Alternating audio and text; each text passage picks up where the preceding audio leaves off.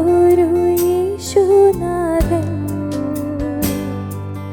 തൻ വഴിയെ പിൻഗമിച്ചാൽ ആനന്ദം നിത്യമാകും. പൊൻവെള്ളിയിൽ ശ്രേഷ്ഠനായ സൂര്യതേജോമയൻ വെണ്മവസ്ത്രധാരിയായ യേശു തമ്പുരാനെ ആട്ടിൻകൂട്ടം തെറ്റിപ്പോയവൻ ഞാൻ ഏകനായി ഭൂമിയിൽ. ആട്ടിൻകൂട്ടം തെറ്റിപ്പോയവൻ ഞാൻ ഏകനായി ഭൂമിയിൽ. നല്ലിടയനായ യേശു എന്നെ തേടി വന്നു. നല്ലിടയനായ യേശു എന്നെ തേടി വന്നു.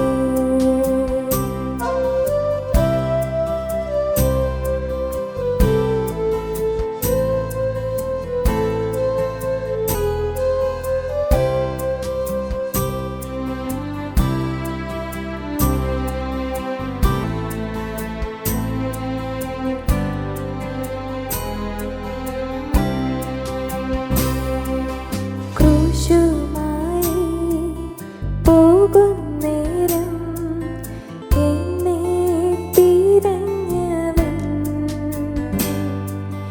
കഷ്ടതകൾ ഏറ്റതെല്ലാം എൻ്റെ രക്ഷയ്ക്കായി. ക്രൂശുമായി പോകുന്നേരം എന്നെ തിരഞ്ഞവൻ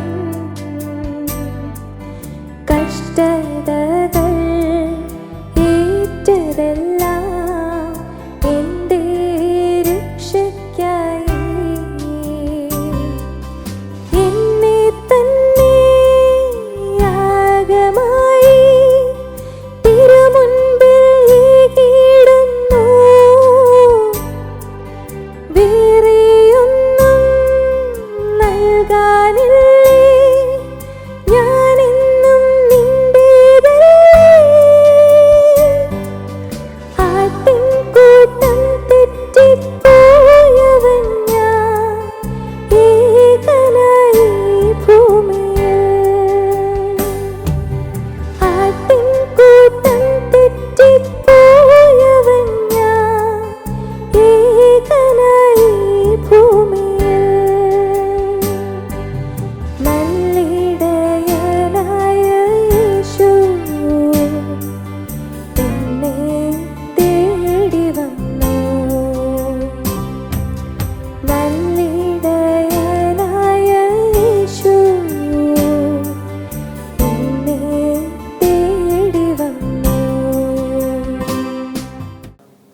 ദൈവ തിരുനാമത്തിന് മഹത്വമുണ്ടാകട്ടെ. കർത്താവായ യേശുക്രിസ്തുവിൻ്റെ ഒരു എളിയ സാക്ഷിയായി ഒരിക്കൽ കൂടി ഇവിടെ എഴുന്നേറ്റ് നിൽക്കുവാൻ കർത്താവായ യേശുക്രിസ്തുവിൻ്റെ ജീവിതത്തിൽ നൽകിയ അവസരത്തെ ഓർത്ത് ദൈവത്തെ സ്തുതിക്കുന്നു, മഹത്വപ്പെടുത്തുന്നു.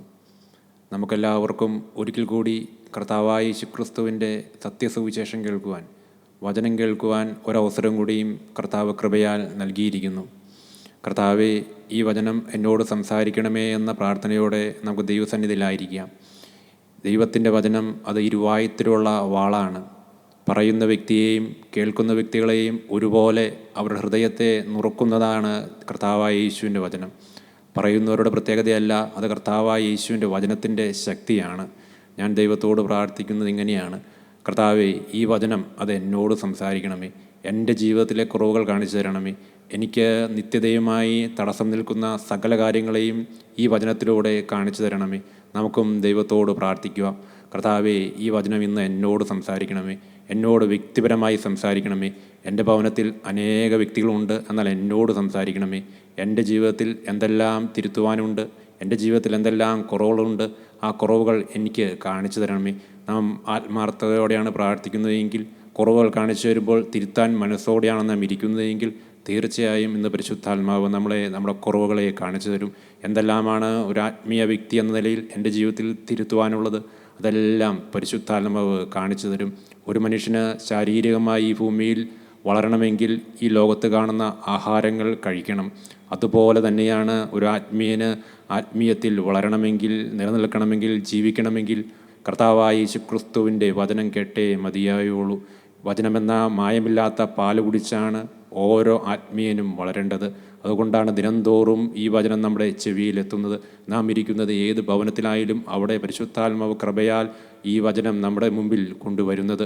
ഈ വചനം വരുമ്പോൾ കർത്താവേ, അത് എന്നോട് സംസാരിക്കണമേ, അടിയൻ കേൾക്കാമെന്ന താഴ്മയുള്ള പ്രാർത്ഥനയോടെ നമുക്ക് ഓരോരുത്തർക്കും കൂടിയിരിക്കാം. ഒരു വാക്യം നമുക്ക് വായിക്കാം. സങ്കീർത്തന പുസ്തകം 105 അധ്യായം 6 വാക്യം. അവിടെ നാം വായിക്കുന്നത് ഇങ്ങനെയാണ്: അവൻ്റെ വായുടെ ന്യായവിധികളും ഓർത്തുകൊള്ളുവിൻ. ഈ പരിശുദ്ധ ബൈബിൾ ഓരോ ആത്മീയനെയും ഓരോ മനുഷ്യനെയും ഓർക്കുവാൻ പഠിപ്പിക്കുന്ന അനേക കാര്യങ്ങളുണ്ട്. ഇവിടെ നാം വായിച്ചു കേട്ടത് ഒരു ന്യായവിധിയെക്കുറിച്ചാണ്.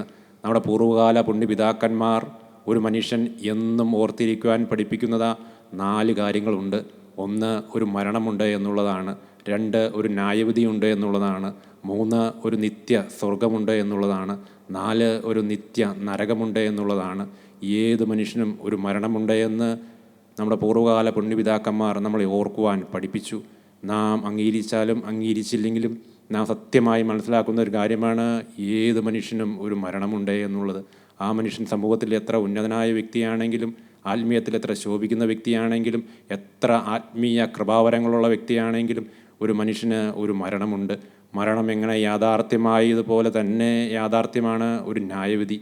ന്യായവിധി യാഥാർത്ഥ്യമായതുപോലെ തന്നെ യാഥാർത്ഥ്യമുള്ളതാണ് ഒരു നിത്യ സ്വർഗം. അതുപോലെ തന്നെ യാഥാർത്ഥ്യമുള്ളതാണ് ഒരു നിത്യ നരകം. നമ്മുടെ ഈ ചെറിയ ജീവകാലഘട്ടം 70 ഏറെയായാൽ 80 മാത്രം വരുന്ന ഈ ജീവകാലഘട്ടം, അത് കർത്താവായ യേശുവിനോട് കൂടെ ജീവിക്കേണ്ട സമയമാണ്. ഞാനെന്ന മനുഷ്യൻ ഒരു മരണം വരിക്കേണ്ട വ്യക്തിയാണ്. ഇന്നല്ലെങ്കിൽ നാളെ ഞാനത് മരണം ഉൾക്കൊള്ളേണ്ട വ്യക്തിയാണ്. അതൊരു നെഗറ്റീവായ തോട്ടല്ല. അത് മരണമെന്നത് ഒരിക്കലും ഒരു നെഗറ്റീവായ തോട്ടല്ല. അത് നമ്മളെ എല്ലാ മനുഷ്യർക്കും ദൈവം കൽപ്പിച്ചാക്കിയിട്ടുള്ളതാണ്. എന്നാൽ അതിനെ ഭയപ്പെട്ട് ജീവിക്കുവാനല്ല പരിശുദ്ധാത്മാവ് ഈ വാക്കുകൾ ഇന്ന് നമ്മെ കേൾപ്പിക്കുന്നത്. ഇന്ന് നാം കേൾക്കുമ്പോൾ എൻ്റെ ജീവിതത്തിലേക്ക്, നാം കേൾക്കുന്നവരുടെ ജീവിതത്തിലേക്ക് തിരിഞ്ഞു നോക്കി ആ മരണത്തിന് വേണ്ടി ഒരുങ്ങുവാനാണ് പരിശുദ്ധാത്മാവ് ഈ വാക്കുകൾ നമ്മെ കേൾപ്പിക്കുന്നത്. എൻ്റെ ജീവിതത്തിൽ എന്തെല്ലാം കുറവുകളുണ്ട്, ഞാൻ മറ്റുള്ളവരിലേക്ക് നോക്കുകയല്ല, എൻ്റെ ജീവിതത്തിൽ എന്തെല്ലാം കുറവുകളുണ്ട്. എൻ്റെ ഭവനത്തിൽ 9 പേരാണ്. ഞാൻ ഓരോ വചന ശുശ്രൂഷയും അറ്റൻഡ് ചെയ്യുമ്പോൾ ഞാൻ ചിന്തിക്കുന്ന ഒരു കാര്യമുണ്ട്. കൃപയാൽ പരിശുദ്ധാത്മാവ് എൻ്റെ ഹൃദയത്തിൽ നൽകുന്ന ഒരു ചിന്തയുണ്ട്. ഈ വ്യക്തിയുടെ ജീവിതത്തിൽ 9 അംഗങ്ങളുള്ള കുടുംബമുള്ള എൻ്റെ ജീവിതത്തിൽ എന്തെല്ലാമാണ് തിരുത്തുവാനുള്ളത്, എനിക്കെന്തെല്ലാമാണ് മാറുവാനുള്ളത്. എൻ്റെ ഭാര്യയ്ക്ക് മാറുവാനുള്ളതല്ല ഞാൻ നോക്കുന്നത്, എൻ്റെ മാതാപിതാക്കൾക്ക് മാറുവാനല്ല ഉള്ളതല്ല ഞാൻ നോക്കുന്നത്, എൻ്റെ മക്കൾക്ക് മാറുവാനുള്ളതല്ല ഞാൻ നോക്കുന്നത്. എൻ്റെ ജീവിതത്തിൽ എന്തെല്ലാം കുറവുകളുണ്ട്, എൻ്റെ ജീവിതത്തിൽ എന്തെല്ലാം മാറ്റങ്ങൾ വരുത്തേണ്ടതുണ്ട്, എനിക്ക് എന്തെല്ലാം രൂപാന്തരം വരേണ്ടതുണ്ട്. ഞാൻ എൻ്റെ കുടുംബത്തിൽ മാറിയാൽ എൻ്റെ കുടുംബം അനുഗ്രഹിക്കപ്പെടും. നാം വിശ്വസിക്കുന്നുണ്ടോ? നാം ഒരാൾ മാനസാന്തരപ്പെട്ടാൽ നമ്മുടെ കുടുംബം അനുഗ്രഹിക്കപ്പെടും. അപ്പൻ മാനസാന്തരപ്പെടുന്നു നോക്കണ്ട, അമ്മ മാനസാന്തരപ്പെടുന്നു നോക്കണ്ട, ഭാര്യ ദൈവത്തിലേക്ക് നോക്കുന്നതെന്ന് നോക്കണ്ട. എന്നാൽ ഞാൻ എന്ന വ്യക്തി, ഒരാൾ ദൈവത്തിലേക്ക് തിരിഞ്ഞാൽ ആ കുടുംബം അനുഗ്രഹിക്കപ്പെടും. എപ്പോഴും നാം ഓർക്കേണ്ട ഒന്നുണ്ട്, എനിക്കൊരു ന്യായവിധിയുണ്ട് എന്ന്. ആ ന്യായവിധി ഒഴിവാക്കണമെങ്കിൽ മരണത്തിന് മുമ്പേ കർത്താവായ യേശുക്രിസ്തുവിനെ സ്വന്തം രക്ഷിതാവും നായകനുമായി സ്വീകരിച്ച് യേശുവിൻ്റെ തിരുരക്തത്താൽ നാം അറിഞ്ഞും അറിയാതെയും ചെയ്ത സകലവിധ പാവങ്ങളും കഴുകിക്കിട്ടി നമ്മുടെ പേര് ജീവൻ്റെ പുസ്തകത്തിൽ എഴുതിയിട്ടുണ്ടെന്ന് ഉറപ്പ് വരുത്തുമ്പോഴാണ് ഒരു മനുഷ്യന് ന്യായവിധി മാറിക്കിട്ടുന്നത്. അങ്ങനെ ജീവിക്കുന്ന വ്യക്തിയുടെ ജീവിതത്തിലാണ് പരിശുദ്ധാത്മാവ് ഒരു ശക്തി നൽകുന്നത്. പിന്നെ അവന് മരണത്തെക്കുറിച്ച് ഒരു ഭയമില്ല. ഇന്ന് നാം മരണത്തെ ഭയപ്പെട്ട് ജീവിക്കുന്ന വ്യക്തിയാണോ എങ്കിൽ നമുക്ക് ഒന്ന് ചെയ്യാം. കർത്താവേ, ഞാൻ മരണത്തെ ഭയപ്പെട്ട് ജീവിക്കുന്ന വ്യക്തിയാണ് എന്ന് അംഗീകരിച്ചുകൊണ്ട് ദൈവത്തോട് നമുക്ക് പ്രാർത്ഥിക്കാം. അങ്ങനെ നാം യഥാർത്ഥമായി പ്രാർത്ഥിക്കുമ്പോൾ നമ്മുടെ മരണത്തിൻ്റെ പേടി നിൽക്കുന്നത് ഞാൻ മരിച്ചാൽ അതിനുശേഷം എൻ്റെ ജീവിതം എന്താണുള്ള ഒരു ആശങ്കയാണ്, ഒരു ചോദ്യചിഹ്നമാണ്. ഇന്ന് നാം ദൈവത്തിലേക്ക് നോക്കി, കർത്താവേ, എൻ്റെ ജീവിതത്തിൽ വന്ന കുറവുകൾ മാറ്റി എന്നെ ഒരു ഒരുക്കമുള്ള മരിക്കുവാനുള്ള ഒരു വ്യക്തിയാക്കി തീർക്കണം. എന്ന് ഈ ഭൂമിയിൽ നിന്ന് മാറ്റപ്പെട്ടാലും ഞാൻ സ്വർഗ്ഗരാജ്യത്തിൽ എത്തുമെന്നുള്ള ഉറപ്പ് തരണമേ എന്ന് നമുക്ക് പ്രാർത്ഥിക്കാം. അതിനുശേഷം നമ്മുടെ ജീവിതത്തിൽ എന്തെല്ലാം സംഭവിച്ചാലും അത് ദൈവം ഏറ്റെടുത്ത് നടത്തുന്നതാണ്. ഞാൻ യേശുവിൻ്റെ കരങ്ങളിൽ സുരക്ഷിതമാണ് എങ്കിൽ പിന്നീടുള്ള എല്ലാ കാര്യങ്ങളും അത് യേശു ഏറ്റെടുത്ത് നടത്തുന്നതാണ്. നമ്മുടെ പൂർവ്വകാല പിതാക്കന്മാർ പറഞ്ഞു ഒരു ന്യായവിധിയുണ്ട് എന്ന്. ബൈബിൾ നമ്മളെ പഠിപ്പിക്കുന്ന ഒരു ന്യായവിധിയുണ്ട് എന്ന്. ആ ന്യായവിധി ഇന്ന് മാറ്റിത്തരണമേ എന്ന് നമുക്ക് ദൈവത്തോട് പ്രാർത്ഥിക്കുക. നമ്മൾ ജീവിതത്തിൽ ന്യായവിധി നേരിടാതിരിക്കുവാൻ വേണ്ടിയാണ് ഈ വാക്കുകൾ ഇന്ന് നാം കേൾക്കുന്നത്. ഇന്ന് കൃപായുഗമാണ്. ഈ കൃപായുഗത്തിൽ ആർക്കും രക്ഷയിലേക്ക് വരുവാൻ കഴിയുന്നതാണ്. ഇന്ന് ഒരു ഹൃദയം, ഒരു ദൈവം, കർത്താവായ യേശുക്രിസ്തു നമുക്ക് വേണ്ടി കാൽവറിയിൽ ക്രൂശിൽ മരിച്ചിരിക്കുന്നു. ഇന്ന് നോഹയുടെ പെട്ടകം തുറന്നിരിക്കുകയാണ്. ഒരു പെട്ടകം ഇന്ന് ആർക്കും രക്ഷപ്പെടുവാൻ തുറന്നിട്ടുണ്ട്. ഇന്ന് ക്രൂശിലേക്ക് നോക്കി നാം ആരെല്ലാം നോക്കുന്നുണ്ടോ അവർക്കെല്ലാം രക്ഷാ പദ്ധതിയിൽ അംഗമാകാൻ കഴിയും. ഇന്ന് ആ ദൈവത്തിലേക്ക് നോക്കി നമുക്കൊരു തീരുമാനമെടുക്കാം. കർത്താവേ, ഒരു ന്യായവിധി ഉണ്ടെന്ന് ഞങ്ങൾ കേൾക്കുന്നു. കർത്താവേ, ഇന്ന് എൻ്റെ ജീവിതം കർത്താവായ യേശുവിൻ്റെ കരങ്ങളിലേക്ക് തരുന്നു. കർത്താവേ, എൻ്റെ ജീവിതത്തിൽ അതിനുവേണ്ടി ക്രമീകരണം തരണമേ എന്ന് പ്രാർത്ഥിക്കാം. അങ്ങനെ പ്രാർത്ഥിക്കുന്നവരുടെ ജീവിതത്തിൽ കഴിവൽ തരുന്ന ഒരു തിരുരക്തമുണ്ട്. ഒന്ന് നാം ഓർക്കേണ്ട ഒരു കാര്യമുണ്ട്, ഒരു ന്യായവിധിയുണ്ട് എന്ന്. മറ്റൊന്ന് ബൈബിൾ നമ്മൾ ഓർക്കുവാൻ പറയുന്നൊരു കാര്യം സദൃശ്യവാക്യങ്ങൾ 31:25 വാക്യമാണ്. ഭാവി കാലം ഓർത്ത് അവൾ പുഞ്ചിരിയിടുന്നു. എനിക്കൊരു ഭാവി കാലമുണ്ട്, എനിക്കൊരു ഫ്യൂച്ചറുണ്ട് എന്നോർത്ത് നാം ഓരോരുത്തരും പുഞ്ചിരിയിടുവാനാണ് ബൈബിൾ പറയുന്നത്. ഇന്ന് നാം നോക്കുമ്പോൾ നമുക്ക് മുമ്പിൽ അനേക പ്രതികൂലങ്ങൾ ഉണ്ടായിരിക്കാം. ഒരിക്കലും ഒരു ഭാവിയുണ്ടോ എന്ന് ചിന്തിച്ച് ഏറ്റവും വ്യാകുലപ്പെട്ടിരിക്കുന്ന വ്യക്തികളായിരിക്കാം നാം. എല്ലാ വാതിലുകളും അടഞ്ഞ വ്യക്തിയായിരിക്കാം നാം. അനേക പ്രതികൂലങ്ങളുള്ള വ്യക്തിയായിരിക്കാം നാം. നമ്മുടെ ശരീരത്തിലേക്ക് നോക്കുമ്പോൾ ഒരുപാട് രോഗമുള്ള വ്യക്തിയായിരിക്കാം.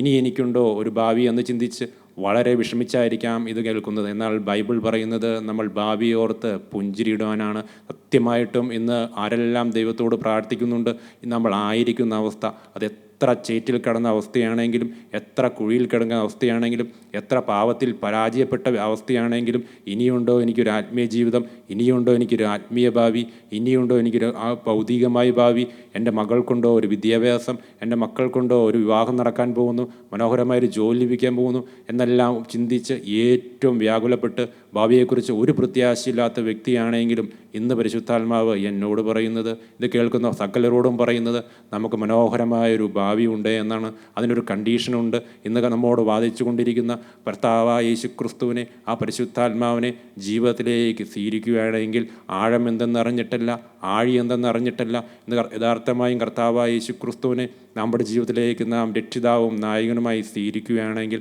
ആ ജീവിതം യേശുക്രിസ്തു ഏറ്റെടുക്കുകയാണ്. ആ മുറിവേറ്റ കരത്തിലേക്ക് നമ്മുടെ ജീവിതം കൊടുക്കുകയാണെങ്കിൽ ആ ജീവിതം യേശു ഏറ്റെടുക്കുകയാണ്. അങ്ങനെ ഏറ്റെടുക്കുന്നവരുടെ ഭാവിയാണ് ശുഭമായി തീരുന്നത്. പിന്നെ അവൻ്റെ ജീവിതത്തിൽ രോഗമുണ്ടെങ്കിലും ഭാരമുണ്ടെങ്കിലും ആകുലമുണ്ടെങ്കിലും അവനെ നടത്തുന്നത് കർത്താവായ യേശുക്രിസ്തുവാണ്. ആ യേശുക്രിസ്തുവിനെ നോക്കിയുള്ള യാത്രയാണ് ഏറ്റവും സമാധാനപരമായ യാത്ര.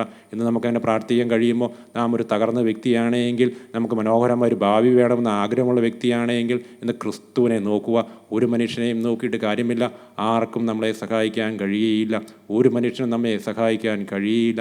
എന്നാൽ എപ്പോഴും നമ്മളെ സഹായിക്കുന്ന ഒരു വ്യക്തിയുണ്ട്.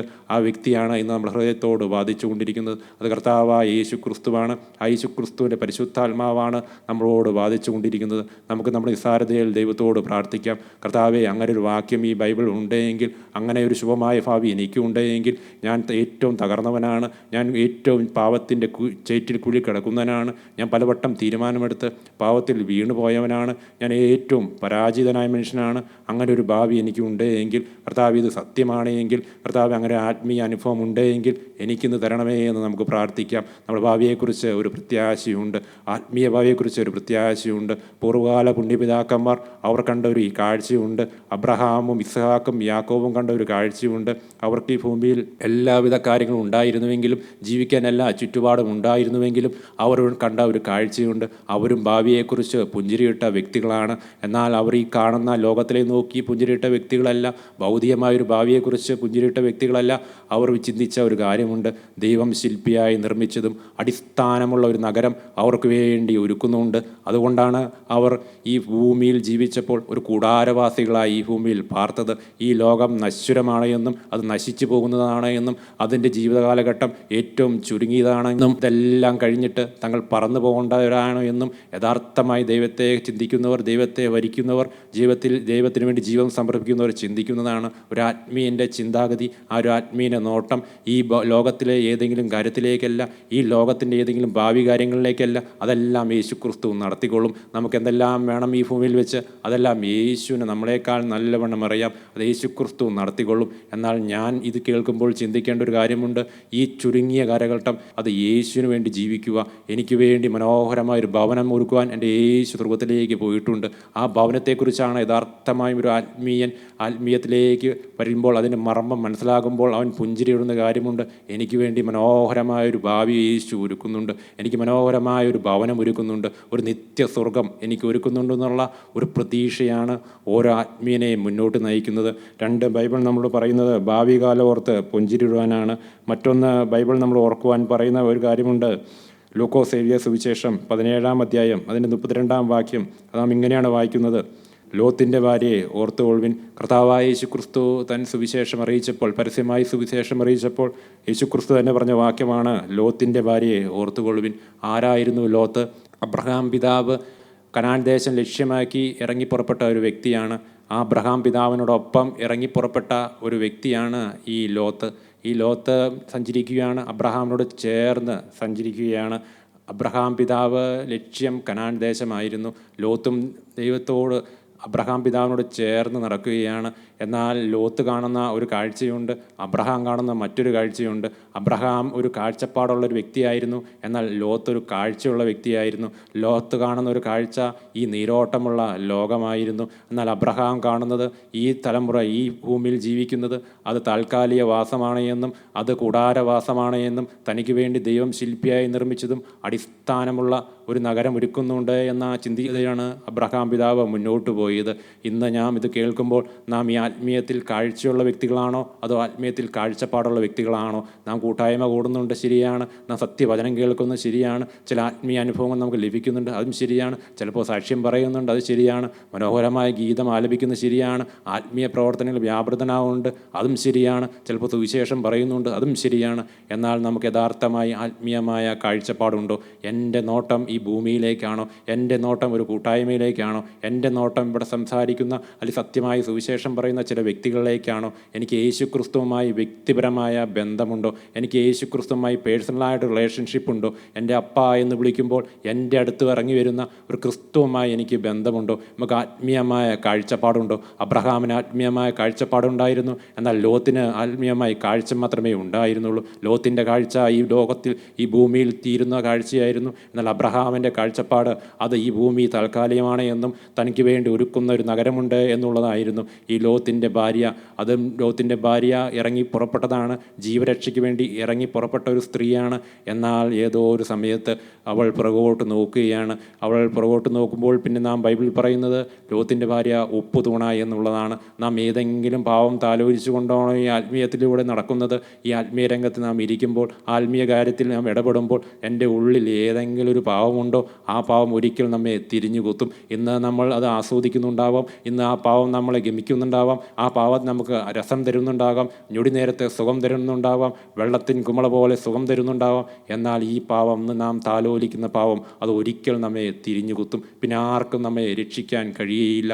ഇന്ന് നാം വാക്കുകൾ കേൾക്കുമ്പോൾ ആരെങ്കിലും പാവത്തെ താലോലിക്കുന്നവരുണ്ടെങ്കിൽ, ആ പാവത്തെ താലോലിച്ചിട്ട് ആത്മീയമായി ചേർന്ന് നിൽക്കുന്നവരുണ്ടെങ്കിൽ, ആത്മീയ പ്രസ്ഥാനങ്ങളിൽ ചേർന്ന് നിൽക്കുന്നവരുണ്ടെങ്കിൽ, സാക്ഷ്യം പറയുന്നവരുണ്ടെങ്കിൽ, സുവിശേഷം പറയുന്നവരുണ്ടെങ്കിൽ, പാവത്തെ താലോചിച്ചുകൊണ്ട് ആത്മീയ ഗീതങ്ങൾ ആലപിക്കുന്നവരുണ്ടെങ്കിൽ, ആത്മീയ പ്രവർത്തനങ്ങൾ ഏർപ്പെടുന്നവരുണ്ടെങ്കിൽ, ആ പാവം അവരെ തീർച്ചയായും തിരിഞ്ഞുകുത്തും. അത് ബൈബിൾ സാക്ഷ്യം പറയുന്നതാണ്. ആ പാവം തീർച്ചയായും തിരിഞ്ഞുകുത്തും. എന്നാൽ ആ കൊത്തലേൽക്കുന്നതിന് മുമ്പ്, ആ പാവം നമ്മെ കടിക്കുന്നതിന് മുമ്പ്, പാവത്തിൻ്റെ വിഷം നമ്മൾ ഗ്രഹിക്കുന്നതിന് മുമ്പ്, ഇന്ന് ഈ വാക്കുകൾ കേട്ട് ആരെല്ലാം മനം തിരിയാൻ മനസ്സുണ്ട്? കർത്താവേ, ഞാൻ പാവത്തെ താലോലിക്കുന്ന ഒരു വ്യക്തിയാണ്. കർത്താവേ, എന്നിൽ ആ പാവമുണ്ട് എന്ന് സമ്മതിച്ചുകൊണ്ട് യേശുവിൻ്റെ ക്രൂശിൻ ചുവട്ടിലേക്ക് നാം ചെന്നാൽ ആ പാവങ്ങളെ ക്ഷമിച്ചു തരുവാനും ആ പാവത്തിൽ ജയം നൽകുവാനും കർത്താവായ യേശു ക്രിസ്തുവിന് കഴിയുമെന്ന് നാം 100% വിശ്വസിക്കുക. ആ വിശ്വസിച്ചുകൊണ്ട് കർത്താവായ യേശുവിൻ്റെ മുഖത്തേക്ക് നോക്കിക്കൊണ്ട്, കർത്താവെ, അങ്ങനെ ഒരു രംഗത്തിലൂടെയാണ് ഞാൻ കടന്നു പോകുന്നത്. ഞാൻ 2 തോണിയിൽ കാലുവെച്ച് സഞ്ചരിക്കുന്ന ഒരു വ്യക്തിയാണ്. ആത്മീയവും ലോകവും എന്നെ ഗമിക്കുന്നതാണ്. ഞാൻ ആത്മീയനായി ജീവിക്കുന്നു, അതുപോലെ ഞാനൊരു ഭൗതികനായി ജീവിക്കുന്നു. കർത്താവ്, യഥാർത്ഥമായ ഒരു ദൈവീക മനുഷ്യനാക്കി എന്നെ മാറ്റണമേ. എൻ്റെ ഭൗതികത്വം മാറ്റിത്തരണമേ, എൻ്റെ ജഡീകത്വം മാറ്റിത്തരണമേ, എൻ്റെ പാവസ്വഭാവം മാറ്റിത്തരണമേ. ഒരു പാവമില്ലാത്ത ഒരു വിശുദ്ധനായി എന്നെ തീർക്കണമേ എന്ന് നമുക്ക് പ്രാർത്ഥിക്കാൻ കഴിയുമോ? യഥാർത്ഥമായി അങ്ങനെ പ്രാർത്ഥിക്കുമ്പോൾ ഈ ലോകം കാണാൻ പോകാൻ വേണ്ടിയല്ല, ഈ ലോകത്തിൽ ആരും അറിയാൻ വേണ്ടിയല്ല, യേശു ക്രിസ്തു നമ്മുടെ ഹൃദയത്തിലേക്ക് കടന്നു വരും. അത് നമ്മുടെ ജീവിതത്തിന് അനുഭവമാക്കി തീർക്കും. അത് ആ ജീവിതത്തിലേക്ക് യേശു ക്രിസ്തു കടന്നു വന്ന് നമ്മുടെ സകലവിധ പാവങ്ങളും യേശു രൂപാന്തരപ്പെടുത്തും. നമ്മുടെ വിശുദ്ധീകരണത്തിലേക്ക് യേശു ക്രിസ്തു നടത്തും. 3 ബൈബിൾ പറയുന്നത് ലോത്തിൻ്റെ ഭാര്യയെ ഓർത്തുകൊള്ളുവാൻ എന്നാണ്. അടുത്തൊരു കാര്യം ബൈബിൾ നമ്മളെ ഓർക്കുവാൻ പഠിപ്പിക്കുന്നൊരു കാര്യമുണ്ട്. എബ്രായർ 13-ാം അധ്യായം അതിൻ്റെ 7-ാം വാക്യമാണ്: നിങ്ങളോട് ദൈവവചനം പ്രസംഗിച്ച് നിങ്ങളെ നടത്തിയവരെ ഓർത്തുകൊള്ളുവിൻ. ഇവിടെ നമ്മൾ ദൈവവചനം പ്രസംഗിച്ച് നമുക്ക് സത്യമായ ആത്മീയ കാര്യങ്ങളെ പറഞ്ഞു വന്ന അനേക വ്യക്തികളുണ്ട്, അനേക ആത്മീയരുണ്ട്, അനേക നമ്മുടെ മുൻ തലമുറയിൽ കടന്നുപോയ വിശുദ്ധരായ പൂർവ്വകാല പുണ്യപിതാക്കന്മാരുമുണ്ട്. അവരെല്ലാം ഓർത്തുകൊള്ളുവാനാണ് ബൈബിൾ പറയുന്നത്. ഈ ബൈബിളിൽ അനേക വിശുദ്ധരെക്കുറിച്ച് പറയുന്നുണ്ട്. നമ്മുടെ അറിവിൽ നമ്മൾ അനേക വിശുദ്ധന്മാരെക്കുറിച്ച് കേൾക്കുന്നുണ്ട്. നമ്മുടെ ജീവിക്കുന്ന തലമുറയിലും അനേകർ യേശു ക്രിസ്തുവിന് വേണ്ടി എന്തുമാകുവാൻ തയ്യാറായ അനേക വ്യക്തികളുണ്ട്. അവരെല്ലാം ഓർത്തുകൊള്ളുവാനാണ് ഈ വിശുദ്ധ ബൈബിൾ പറയുന്നത്. നാം അവരെ ഓർക്കുന്നവരാണോ? അവർക്ക് വേണ്ടി പ്രാർത്ഥിക്കുന്നവരാണോ? അവരെ ഈ ആത്മീയത്തിൽ നിലനിർത്തുവാൻ വേണ്ടി, അവരുടെ ആത്മീയ ശുശ്രൂഷകളിൽ അനേക ആത്മാക്കൾ യേശു ക്രിസ്തുവിനെ കണ്ടെത്തുവാൻ വേണ്ടി നാം പ്രാർത്ഥിക്കുന്നവരാണ്. എന്നാൽ നാം ശ്രദ്ധിക്കേണ്ട ഒരു കാര്യമുണ്ട്. പലപ്പോഴും നാം തെറ്റിപ്പോകുന്നൊരു കാര്യമുണ്ട്. അവരെ ഓർത്തുകൊള്ളുവാൻ മാത്രമാണ് പറയുന്നത്, ഒരിക്കലും അവരെ ആരാധിക്കുവാൻ പറയുന്നില്ല. ഒരുവൻ മാത്രമാണ് ആരാധനയ്ക്ക് യോഗ്യൻ. അതാരാണ്? അത് നമുക്ക് വേണ്ടി കാൽവറിയിൽ അവസാനത്തുള്ള രക്തം വരെ ഊറ്റിത്തന്ന അത് കർത്താവായ യേശു ക്രിസ്തുവാണ്. മറ്റൊരുവനും രക്ഷയില്ല. ഞാൻ രക്ഷിക്കപ്പെടുവാൻ ആകാശത്തിൻ കീഴിൽ മനുഷ്യരുടെ നൽകപ്പെട്ടിരിക്കുന്ന ഒരേ ഒരു നാമം അത് കർത്താവായ യേശു ക്രിസ്തുവിൻ്റെ നാമമാണ്. വിശുദ്ധ മറിയാമുണ്ട്, വിശുദ്ധ പത്രോസുണ്ട്, വിശുദ്ധ പൗലോസുണ്ട്, മോശയുണ്ട്, ഫിലിപ്പോസുണ്ട്, എത്രയോ വിശുദ്ധന്മാരുണ്ട്. അവരെല്ലാം നാം ഓർക്കണം. അവരെല്ലാം ഓർക്കണമെന്ന് ബൈബിൾ പറയുന്നു. എന്നാൽ ഒരിക്കലും ബൈബിളിൻ്റെ ഒരു താളിലും ഒരു വരിയിൽ പോലും ഇവരെ ഒന്നും ആരാധിക്കാൻ പറയുന്നില്ല. അവരെല്ലാം നമുക്ക് സമസ്വഭാവമുള്ള വ്യക്തികളാണ്. അവർക്ക് യേശു ക്രിസ്തു നൽകിയ നിത്യനായ ദൈവം നൽകിയ കൃപാവരങ്ങളനുസരിച്ച് ദൈവത്തിന് വേണ്ടി അവരവരുടെ തലമുറയിൽ ജീവിച്ച വ്യക്തികളാണ്. അതുപോലെ തന്നെ ജീവിക്കുവാനാണ് യേശു ക്രിസ്തു നമ്മെക്കുറിച്ചും ആഗ്രഹിക്കുന്നത്. ഇന്ന് നാം 21-ാം നൂറ്റാണ്ടിൽ ജീവിക്കുന്നു. അവസ്ഥകളെല്ലാം പ്രതികൂലമാണെങ്കിലും അവസ്ഥകൾ അനുകൂലമാണെങ്കിലും യേശുവിന് വേണ്ടി നിലകൊള്ളുവാൻ, യേശു ക്രിസ്തുവിന് വേണ്ടി ജീവിക്കാൻ വേണ്ടിയാണ് യേശു ക്രിസ്തു നമ്മളെക്കുറിച്ച് ആഗ്രഹിക്കുന്നത്. എന്നാൽ നമ്മുടെ കാഴ്ചപ്പാട് മനുഷ്യരിൽ തട്ടാതെ ദൈവത്തിലേക്ക് എത്തുമ്പോഴാണ് യഥാർത്ഥമായ ഒരു ആത്മീയരായി തീരുവാൻ കഴിയുള്ളൂ. സാക്ഷികളുടെ വലിയൊരു സമൂഹം നമുക്ക് ചുറ്റും നിൽക്കുന്നുണ്ട്. ആ സാക്ഷികളുടെ സമൂഹത്തിലേക്ക് എനിക്ക് എത്തപ്പെടണമെങ്കിൽ വിശ്വാസത്തിൻ്റെ നായകനും പൂർത്തി വരുത്തുന്നവനായ യേശു ക്രിസ്തുവിനെ നോക്കി സഞ്ചരിച്ചാൽ മാത്രമേ സാധിക്കുകയുള്ളൂ. ഒരു മനുഷ്യനും നമ്മളെ രക്ഷിക്കുവാൻ കഴിയില്ല. ഒരു സഭയ്ക്കും നമ്മളെ രക്ഷിക്കാൻ കഴിയില്ല. ഒരു ആത്മീയ ഗോളത്തിന്, ഒരു ആത്മീയ പ്രസ്ഥാനത്തിന് നമ്മളെ രക്ഷിക്കാൻ കഴിയില്ല. ഒരു കൂട്ടായ്മയ്ക്കും നമ്മളെ രക്ഷിക്കാൻ കഴിയില്ല. ഒരു ദൈവദാസനും നമ്മളെ രക്ഷിക്കാൻ കഴിയില്ല. രക്ഷകൻ ഒരുവനേ ഉള്ളൂ. രക്ഷകന്മാരില്ല, രക്ഷകൻ ഒരുവനേ ഉള്ളൂ. അത് കർത്താവായ യേശു ക്രിസ്തുവാണ്. ആ യേശു ക്രിസ്തുവിനെയാണെന്ന് നമ്മൾ കാണേണ്ടത്. സംസാരിക്കുന്ന വ്യക്തിക്ക് യാതൊരു പ്രാധാന്യവുമില്ല. വചനത്തിന് മാത്രമേ പ്രാധാന്യമുള്ളൂ. ഈ സുവിശേഷത്തിന് മാത്രമേ പ്രാധാന്യമുള്ളൂ. തിരുവചനത്തിന് മാത്രമേ പ്രാധാന്യമുള്ളൂ. ആര് സംസാരിക്കുന്നു യാതൊരു ഇമ്പോർട്ടൻസും അവിടെ ഇല്ല. ഇന്ന് നാം ക്രൂശിക്കപ്പെട്ട യേശുവിനെ കാണാൻ കഴിയുമോ? ഈ വചനത്തിലൂടെ നമ്മുടെ ഹൃദയത്തിലൂടെ ഇടപെടുന്ന കർത്താവായ യേശുവിനെ നമുക്ക് കാണാൻ കഴിയുമോ? ആ യേശുവിന് വേണ്ടി ജീവിതം സമർപ്പിക്കാൻ കഴിയുമോ? എല്ലാം മാറ്റി നിർത്തി നമ്മൾ നടത്തിയവരെ നമുക്ക് ഓർക്കുകയും അവർക്ക് വേണ്ടി പ്രാർത്ഥിക്കുകയും ചെയ്യുമ്പോൾ തന്നെ അതിലുപരി ഒരു കാഴ്ചപ്പാടോടെ കർത്താവെ അവരെല്ലാം ഓർക്കുകയും അവർക്ക് വേണ്ടി പ്രാർത്ഥിക്കുകയും ഞങ്ങളുടെ കൂട്ടായ്മയ്ക്ക് വേണ്ടി, ഞങ്ങളുടെ പള്ളിക്ക് വേണ്ടി, ഞാൻ നിൽക്കുന്ന ഏത് സഭയിലായാലും ആ സഭയെ നോക്കി പ്രാർത്ഥിക്കുകയും ചെയ്യുമ്പോൾ തന്നെ അതിനെല്ലാം ഉപരി എനിക്ക് വേണ്ടി കാൽവറിയിൽ അവസാനത്തുള്ള രക്തം വരെയും ഊറ്റിത്തന്ന കർത്താവായ യേശു ക്രിസ്തുവിനെ നമുക്ക് ഓർക്കുവാൻ കഴിയുമോ? അങ്ങനെ ഓർക്കുമ്പോഴാണ് യേശു ക്രിസ്തുവിൽ നിന്നും കൃപ എന്നിലേക്ക് വ്യാപരിക്കുന്നത്. ആ കൃപയിൽ ആശ്രയിച്ച് മാത്രമാണ് ഒരു വ്യക്തിക്ക് യഥാർത്ഥമായ ആത്മീയ ജീവിതം നയിക്കാൻ കഴിയുകയുള്ളൂ. നാം ചിന്തിക്കുന്നുണ്ടോ മരണത്തിൻ്റെ അവസാന നാളുകൾ, അവസാന സമയങ്ങൾ? ആ സമയത്ത് നമ്മൾ ആര് സഹായിക്കും? ആർക്കും സഹായിക്കാൻ കഴിയില്ല. എന്നാൽ ആർക്കും സഹായിക്കാൻ കഴിയുന്നില്ലെങ്കിലും ഞാൻ ജീവിച്ച കാലഘട്ടം എൻ്റെ യേശുവിന് വേണ്ടി ജീവിച്ച വ്യക്തിയാണെങ്കിൽ, ഇനി ഞാൻ യേശുവിനെ മാത്രം കണ്ട് ജീവിച്ച വ്യക്തിയാണെങ്കിൽ ആ നിമിഷങ്ങളിലും നമ്മളുടെ അടുത്തേക്ക് ജീവിതത്തിലേക്ക് ഇറങ്ങി വരുന്നൊരു ദൈവിക സാന്നിധ്യമുണ്ട്.